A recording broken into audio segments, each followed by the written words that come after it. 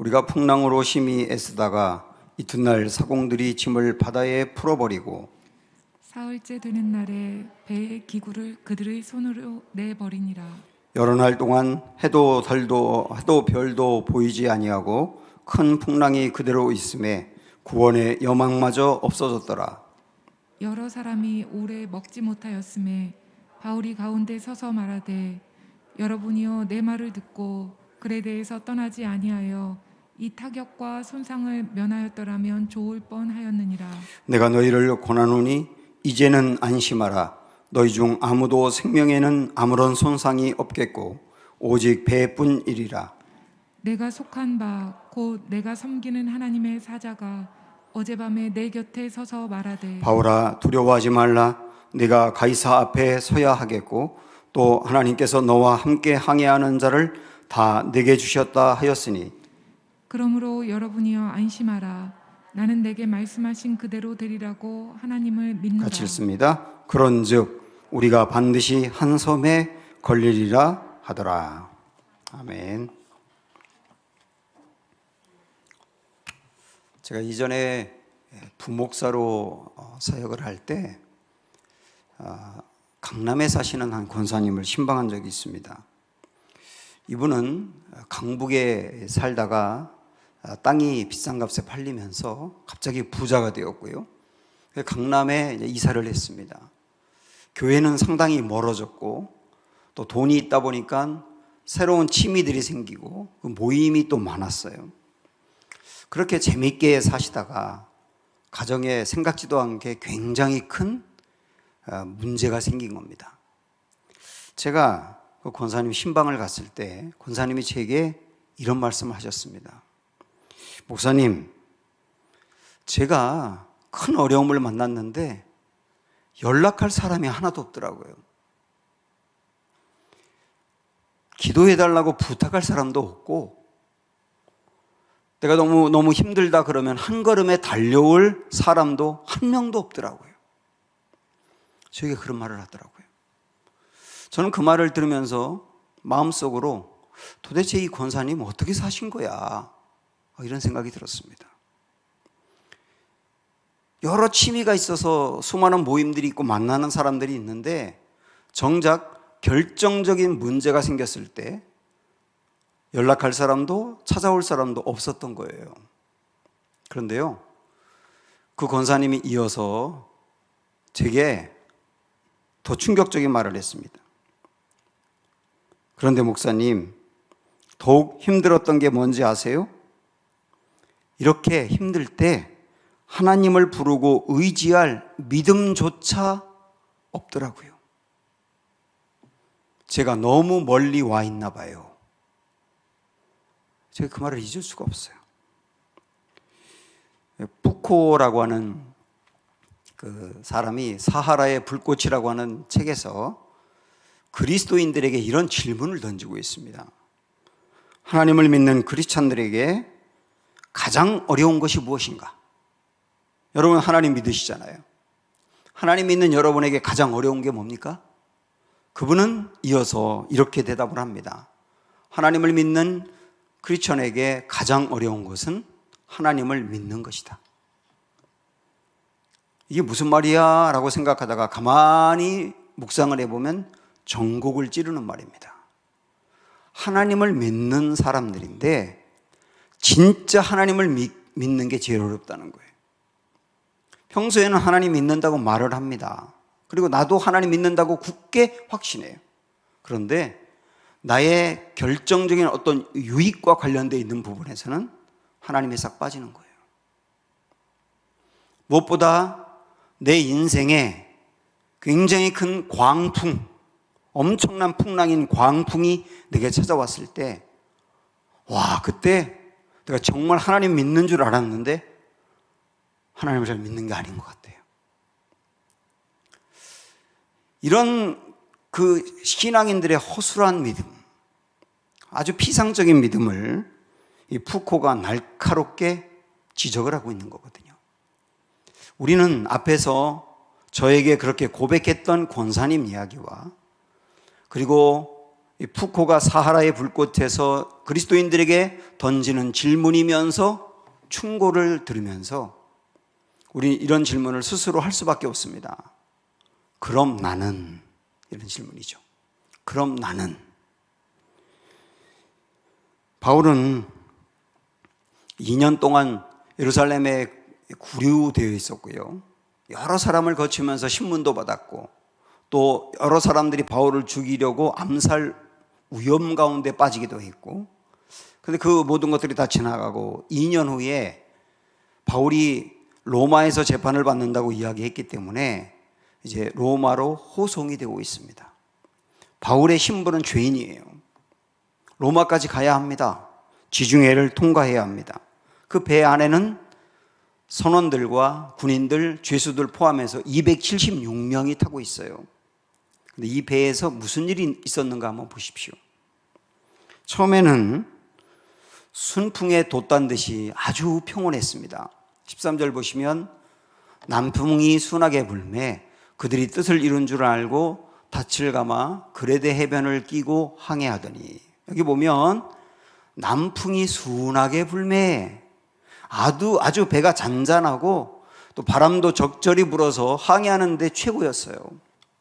그런데요, 이렇게 순풍이 계속될 것만 같았는데 갑자기 바다가 돌변해 버리는 겁니다. 그래서 그 다음 절 14절에 보면 얼마 안 돼요, 섬 가운데로부터 유라굴로라는 광풍이 크게 일어나더니, 순풍이었는데 광풍으로 바뀐 거예요.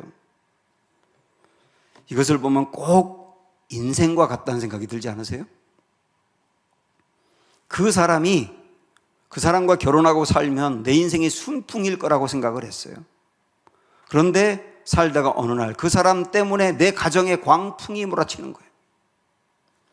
그 일을 시작하면 잘 될 거라고 생각을 했어요. 요즘 대세도 그 일이고 그 일에 많은 투자를 하면 우리 가정이 획기적으로 달라질 거라고 생각을 해서 순풍인 줄 알고 시작을 했거든요. 그런데 결국 그 일이 나중에 광풍으로 바뀌는 것을 보면서 어떻게 할 수가 없는 거예요.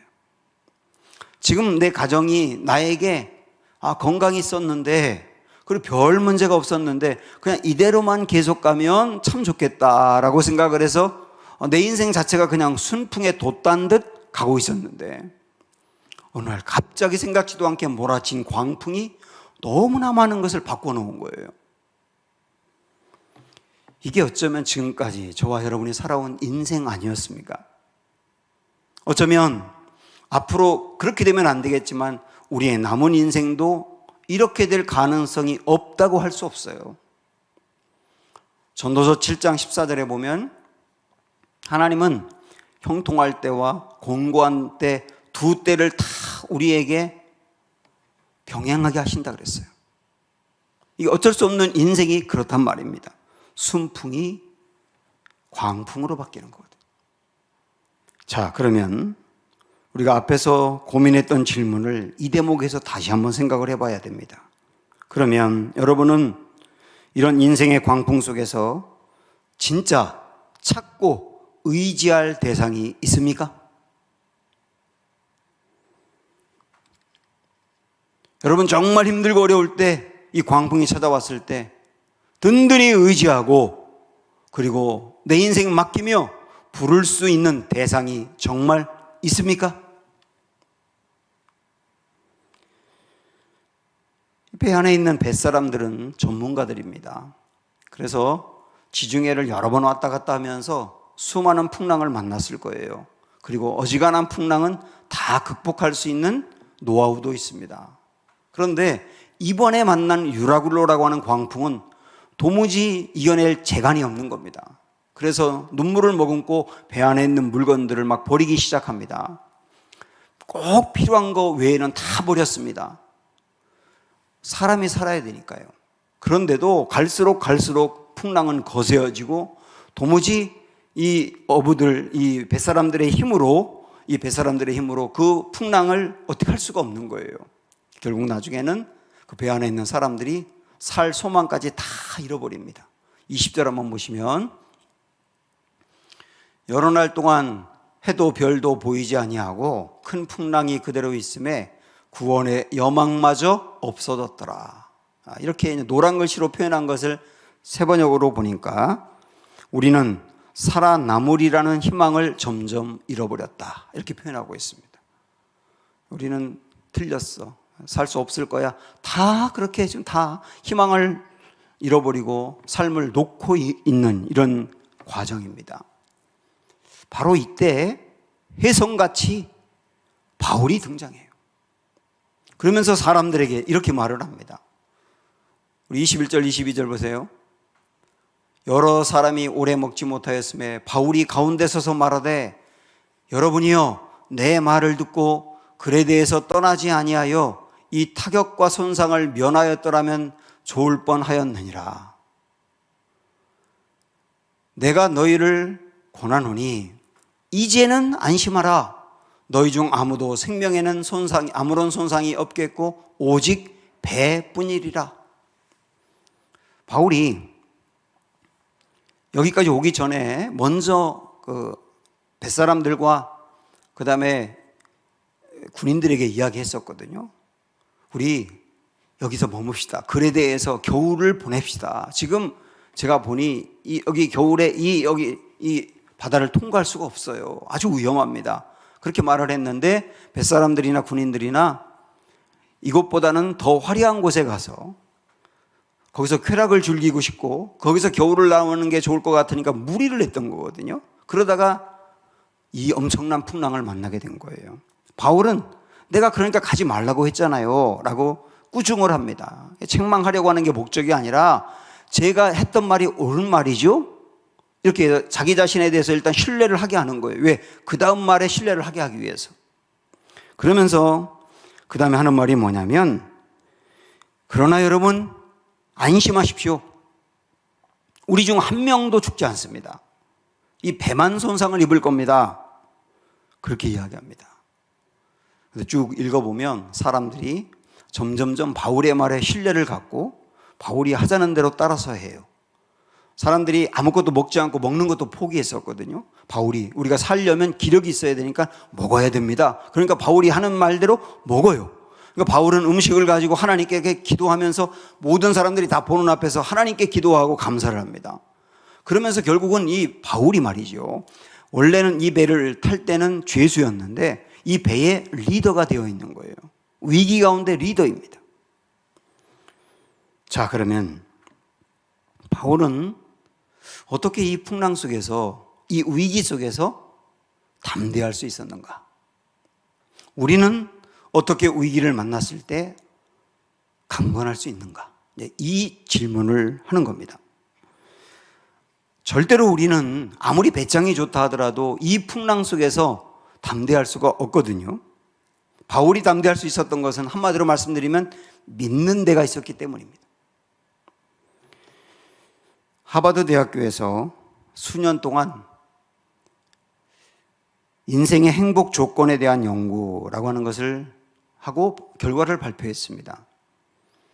그러니까 하버드 대학 출신과 하버드 재학생들을 중심으로 수년 동안 추적하면서 인간은 무엇이 채워져야 만족하는가 이런 연구를 했어요. 그리고 7가지가 채워져야 만족한다는 결과를 발표했습니다. 일단 교육을 받아야 된다. 안정된 결혼 생활을 해야 한다. 금주, 금연, 그리고 운동, 그리고 알맞은 체중이 필요하다. 이렇게 얘기를 했거든요. 그런데 마지막 7번째가 뭐라고 했느냐면 위기에 대응하는 성숙한 메커니즘이라고 그랬어요. 그리고 이 7번째가 결국 앞에 있는 6번째보다 훨씬 더 중요하다. 앞에 6가지를 다 갖추고 있다 하더라도 마지막 7번째 이게 없으면 소용이 없다라고 이야기할 정도로 7번째가 핵심이라고 말을 했어요. 위기를 누구나 만나는데 이 위기에 대응하는 성숙한 메커니즘, 여기 성숙한 정신, 성숙한 방법, 성숙한 대처 요령 등등 다 포함하는 것이겠죠. 그런 게 있는 사람이 정말 행복하다 그랬어요. 바울이 그런 사람이었던 겁니다. 살 소망까지 끊어진 이 상황에서 오늘 우리가 서두부터 계속 던지는 질문, 바울은 의지할 대상이 정말로 있었다.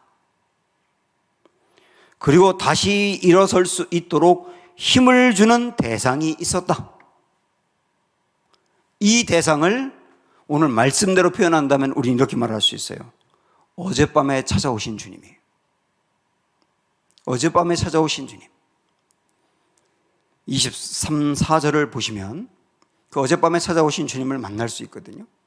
내가 속한 바 곧 내가 섬기는 하나님의 사자가 어젯밤에 내 곁에 서서 말하되 바울아 두려워하지 말라.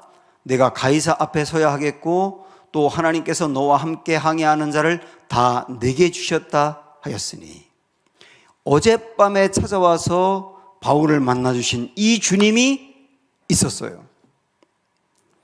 그 주님은 위기 가운데 어떻게 될지 모르는 바울을 찾아오셨습니다. 그리고 두려워하지 말라고 말씀하셨어요. 이렇게 주님은 위기 중에 있는 광풍을 만난 이들 가운데 반드시 찾아오십니다. 그리고 두려워하지 말라고 말씀하세요. 위로가 되는 거죠. 근데 두려워하지 말라는 말씀만 한 게 아니라 바울아 너 가이사 앞에 설 거야. 가이사 앞에 선다는 말은 너 로마까지 반드시 갈 거야, 그 말이죠. 거기서 복음 전하게 될 거야, 이런 말이죠. 그리고 이 배 안에 있는 사람들을 다 너에게 주었다 내가. 이 배 안에 있는 사람들, 살 소망까지 잃어버리고 먹는 것도 포기하고 하나하나 죽어가고 있는 이들, 전문가라고 하지만 이 풍랑에 대처할 방법이 없어서 쩔쩔매고 있는 저 뱃사람들, 이 모든 사람들 다 너에게 주었다. 내가 그들을 살리게 될 거야. 하나님은 이 위기 가운데 두려워하고 있는 바울에게 사명을 주신 거예요. 그들을 살린다라고 하는 사명. 이게 큰 용기가 된 거거든요.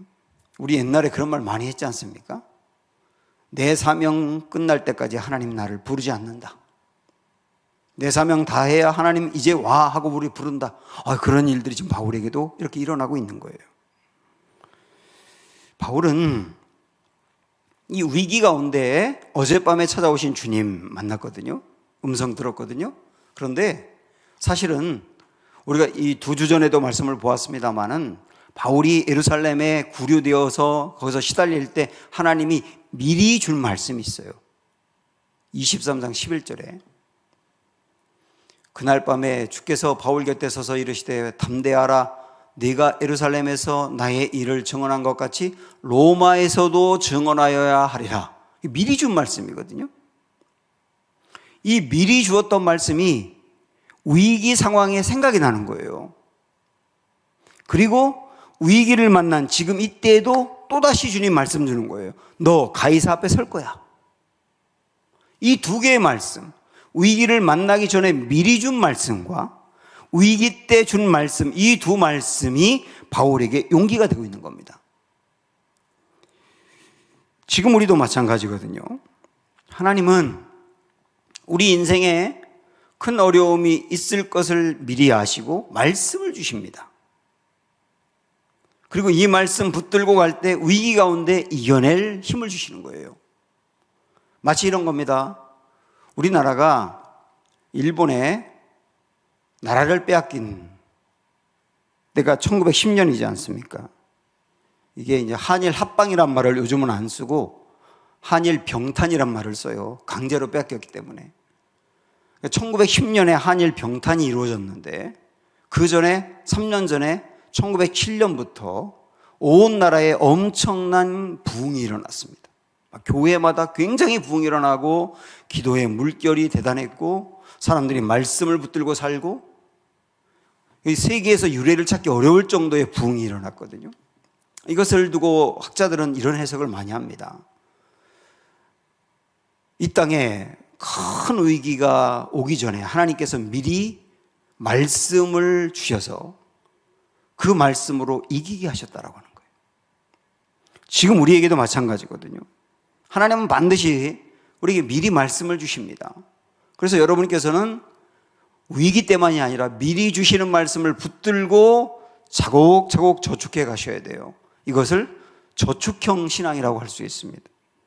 그렇게 저축했던 신앙이 결정적인 위기에서 그 말씀이 힘을 발휘해 위기를 이겨내게 하는 거예요. 그런데 평소에 저축형의 신앙이 아니라 위기를 만날 때만 하나님을 찾는 신앙, 이거는 이제 수습형 신앙이라고 할 수 있죠. 위기를 극복하는 차원으로만 기도하고 위기를 극복하는 차원으로만 신앙의 열심을 갖는 거예요. 이것도 필요하긴 하지만 저축형 신앙이 될 때 위기를 만났을 때도 훨씬 간결한 힘이 생기는 거죠. 설령 내가 지금까지 저축형 신앙이 아니라 수습형 신앙으로 살아왔다 하더라도 그럼에도 불구하고 하나님은 위기 가운데 말씀을 주시는 거예요. 너 로마에 갈 거야 라는 그런 식의 말씀인 것이죠. 하나님의 말씀은 얼마나 힘이 있느냐면 오늘 말씀을 보니까요, 하나님의 말씀은 두려움을 안심으로 바꿉니다. 이게 하나님 말씀의 힘이에요. 두려움이 안심으로 바뀌려면 믿음이 있어야 되거든요. 믿음이 있지 않고는 절대로 안심이 되지 않습니다. 그런데 안심을 갖게 하는 이 믿음은 말씀에서 오는 거예요. 말씀을 들을 때 믿음이 생긴다고요. 여러분께서도 두려움 가운데 안심하려면 말씀을 들으셔야 돼요. 말씀이 우리에게 믿음을 준다니까요. 이 말씀이 얼마나 힘이 있는지 우리 한번 시편에 있는 몇 구절 말씀을 볼까요? 이에 그들의 고통 때문에 여호와께 부르짖음에 그가 그들의 고통에서 그들을 구하시되, 고통에서 하나님 어떻게 구하셨는지 보세요. 그가 그의 말씀을 보내요 그들을 고치시고 위험한 지경에서 건지시는도다. 하나님이 위험에서 건져내시는데 어떻게 건지셨다고 말씀합니까? 말씀을 보내셨답니다. 위기 가운데 있는 이들에게 하나님이 말씀을 보내시는 거예요. 그리고 그 말씀을 붙들 때 그 말씀으로 인하여 위험한 지경에서 건져내시고 고치시는 거거든요. 이게 말씀의 힘이에요. 119편에 있는 말씀을 또 보면 다윗이 이렇게 고백을 하는데요. 고관들이 앉아서 나를 비방하였사오나 주의 종은 주의 율례들을 작은 소리로 읊조렸나이다. 여러분 이렇게 해보셨습니까? 사람들이 나를 비방할 때 주의 율례는 말씀이죠. 그리고 읊조렸다는 말은 묵상했다는 말이죠. 사람들이 나를 비방할 때 말씀을 묵상해 보셨어요? 다윗은 그렇게 했다는 거예요. 그랬더니 그 다음 어떻게 되느냐, 24절 보면 주의 증거들은, 여기 증거는 말씀이거든요. 주의 말씀들은 나의 즐거움이요 그 다음에 나의 충고자니이다. 충고자라고 하는 말은 카운슬러입니다. 상담자. 사람들이 나를 비방해서 내가 그 비방을 당하고 나니까 막 너무 화가 나는 거예요. 우리들도 그렇지 않습니까? 누가 나를 비방하면 견딜 수 없는 분노가 일어나지 않습니까? 다윗도 화가 날 수밖에 없어요. 그런데 그때 다윗이 말씀을 묵상했더니 그 말씀이 나에게 충고자가 되었대요. 한껏 분노했던 그 마음을 누그러뜨리도록 생각을 주고 그리고 깨달음을 주고 나의 마음을 단련시키고, 그래서 결국은 그 분노 때문에 죄에 빠진다거나 분노 때문에 사람과 싸운다거나 그리고 비방 때문에 스스로 무너진다거나 그러지 않고 견고하게 했다는 겁니다. 이게 말씀의 힘입니다. 그래서 위기 중에 하나님의 말씀이 들리고 하나님의 말씀을 붙드는 사람은 복 있는 사람인 거예요. 그리고 그분은 반드시 고난 속에서 일어설 것입니다. 이렇게 주님의 말씀을 들으면 두려움이 안심으로 바뀝니다. 주님은 위기 가운데 말씀하셨는데요. 그러면 이 말씀이, 안심으로 바뀌는 이 말씀이 왜 바울에게만 들렸느냐? 23절에 있는 말씀을 한번 다시 보겠는데, 내가 속한 바, 곧 내가 섬기는 하나님의 사자가 어젯밤에 내 곁에 서서 말하되, 바울은 주님께 속한 사람이었기 때문입니다.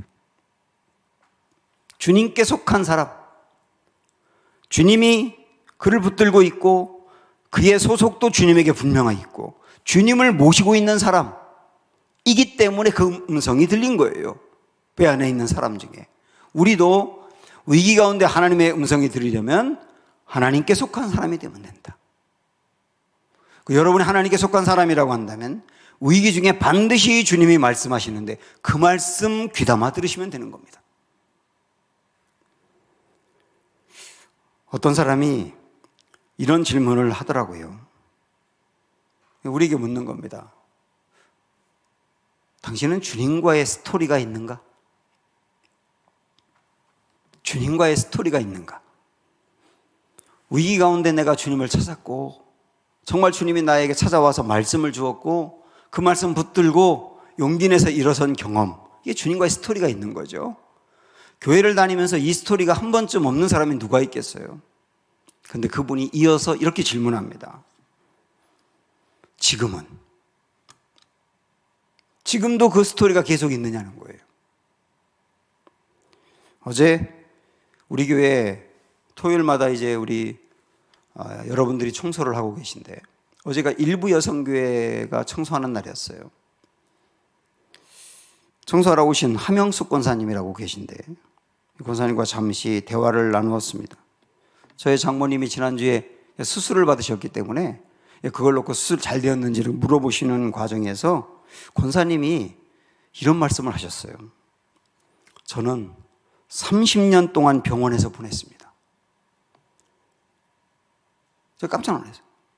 잘못 들었나 싶었어요. 30년 동안 병원에서 보냈답니다. 우리 권사님이 아파서 뭐 입원하고 그런 것이 아니라 딸과 남편을 병간호하면서 30년을 병원에서 보냈다는 거예요. 우리 권사님의 반평생 거의 병원에서 보낸 거예요. 근데 우리 한 권사님을 아시는 분들은 느끼시겠지만 권사님의 얼굴이 굉장히 밝거든요. 그래서 제가 물어봤죠. 그런데 권사님 얼굴이 참 밝아요. 그랬더니 권사님 하는 말은 대답이 아주 간단합니다. 주님의 은혜 때문이죠. 아주 간단하게 이야기했지만 굉장히 많은 것을 이야기한 거예요. 그 딸 병간호하며 그리고 남편 병간호하며 결국 떠나간 가족들 생각을 하며 그 고통의 순간들이 어마어마하게 길었던 것인데 그때도 매일매일 주시는 주님의 말씀 그거 붙들고 이겼다는 거예요. 그래서 권사님이 주님의 은혜 때문이죠 라고 말씀하고 그 다음에 말씀 때문이죠 그러더라고요. 매일매일 그 말씀 붙들고 위기를 이기고 버티며 견디며 지금까지 오신 거거든요. 저는 어제 말씀을 준비하면서 우리 한 권사님의 그 이야기가 참 많이 생각이 나더라고요. 신앙의 힘이 이런 거구나. 그러면서 권사님에게 주님과의 스토리가 있나요? 위기 가운데 주님께 묻고 주님이 찾아와 말씀하시고 그 말씀 붙들고 이겨낸 스토리가 있나요? 있죠. 지금은요. 매일 그랬어요 라고 말씀하실 거예요. 매일 그랬어요. 바울도 그 스토리가 매일 있고 지금 있었기 때문에 이 위기 가운데 이길 수 있었던 겁니다. 예수님이 12살 때 부모와 함께 예루살렘으로 유월절을 지키러 갔다가 유월절 기간 끝난 다음에 이제 고향으로 가거든요. 그런데 예수님을 잃어버렸어요. 부모들이. 예수님을 잃어버린지도 모르고 하룻길을 간 다음에 보니까 예수님이 없는 거예요. 예수님은 예루살렘에 그대로 남았거든요. 이 짤막한 이야기가 마치 예수님에 대한 에피소드 같이 성경에 기록되어 있어요. 이 이야기가 왜 있겠습니까? 오늘 우리도 신앙생활하면서 예수님을 잃어버리고 있기 때문이에요. 더 큰 문제는 뭐냐면 내가 예수님을 잃어버렸는데 예수님을 잃어버린지를 모르고 계속 가는 거예요. 물론 예수님은 내 마음에 계시기 때문에 떠나지 않습니다. 그러나 내가 예수님이 정말 이 순간에 나와 동행하는가, 예수님이 정말 나와 함께하는가라고 하는 그 믿음과 느낌을 잃어버릴 때가 많은 거예요. 예수님의 부모들처럼. 지난주에 우리는 거의 그리스도인이라고 하는 제목으로 구원에 대한 믿음이 있는 것 같은데 실제는 있는 게 아니라 믿는 셈치고 가는 이들이 많다는 말씀을 드렸었죠. 오늘은 주님이 실제 이 위기 상황에 나와 동행하는 것을 느끼지 못하면서 그냥 주님이 곁에 계신 것처럼 그 셈치고 가는 이들도 적지 않다는 것을 깨닫게 하는 말씀인 거예요. 지금 위기 상황에 늘 주님과의 스토리가 계속되어야 됩니다. 어젯밤에 찾아오신 주님의 말씀, 그 말씀을 듣고 힘을 얻은 바울은 사람들에게 힘을 줍니다. 힘을 주면서 하는 말씀 한번 보세요. 그러므로 여러분이여 안심하라. 나는 내게 말씀하신 그대로 되리라고 하나님을 믿노라. 그런즉 우리가 반드시 한 섬에 걸리리라 하더라. 바울은 하나님으로부터 본인이 안심을 얻은 다음에 안심을 얻은 사람이 다른 사람도 안심을 줄 수 있거든요. 그러면서 하는 중요한 말이 나는 내게 말씀하신 그대로 되리라고 믿는다예요. 다르게 말하면 하나님은 말씀하신 그대로 하실 분이라는 거예요. 그래서 우리가 한 섬에 걸릴 거라고 말합니다. 근데 28장 1절에 보면 정말로 이 배가 멜리데라고 하는 작은 섬에 정박하게 됩니다. 결국 그 섬에 가서 한 명도 죽지 않고 살아났어요. 하나님은 하나님이 말씀하신 대로 그대로 하시는 분이세요. 이것만이 아닙니다. 결국 나중에 바울에게 그토록 여러 번에 걸쳐서 말씀하신 대로 너 로마로 갈 거야. 너 반드시 로마로 갈 거야. 거듭거듭 말씀하신 대로 정말 바울은 로마로 갑니다. 28장 14절에 보면 거기서 형제들을 만나 그들의 청함을 받아 이레를 함께 머무니라. 그래서 우리는 이와 같이 로마로 가니라. 로마로 가니라. 결국 로마로 가니라. 그토록 로마로 간다고 말씀하신 하나님이 정말 말씀대로 로마로 가게 하시니라 그 말이죠. 2년 동안 구류되는 위기도 있었고 암살의 위험도 있었고 여러 번에 걸쳐서 신문도 받았고 지중해에서 수장될 뻔한 엄청난 위기도 있었지만 결국 그 무엇도 하나님의 계획과 하나님의 약속을 막을 수가 없었어요. 하나님은 말씀하신 그대로 결국 하셨어요. 사랑하는 여러분, 위기 가운데 주신 그 말씀이 그대로 이루어진 것을 확인했습니다. 여러분이 위기를 만났을 때도 정말 내가 의지할 대상이 분명히 있다면 그분은 여러분에게 말씀하실 것이고 그 말씀대로 될 것입니다. 이 말씀대로 될 것이라는 확신이 우리 가운데 있기 때문에 지금 위기가 있더라도 우리는 힘을 낼 수 있습니다. 함께 찬양하죠. 날 세우사 부르겠습니다.